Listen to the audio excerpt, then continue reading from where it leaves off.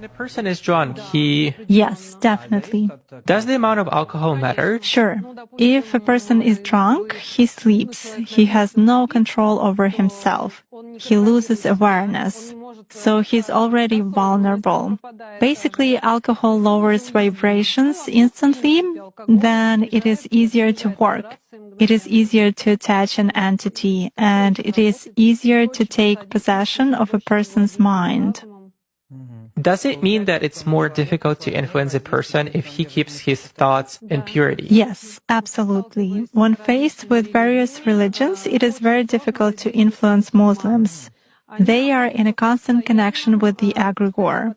They do namaz every day and read prayers on a daily basis. They are constantly under some kind of a dome, so it is very difficult to influence them. When you start impacting a person, he begins to address in a prayer. Indeed, many of them are very different from those who come to church only when everything is bad in their life. They come to pray, and then for 5 years they forget about God, some canons, and so on.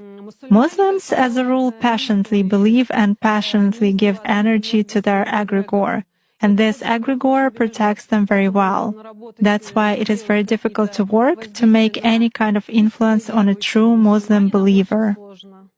Is this some kind of a good egregore? Well, for them, yes. This egregore is good for adepts who contribute good energy to it. How do you sense it? For instance, you have found an energy trace of such person. What's next? Do you try to drag him somehow to visualize this threat and you fail? Or how do you do that? It disappears. I cannot get a grip on it. I focus on it, but something immediately knocks me out of the flow, just like that. Or I visualize a person in front of me clearly and can affect him even at a mental level, but some image is not created in my mind at all.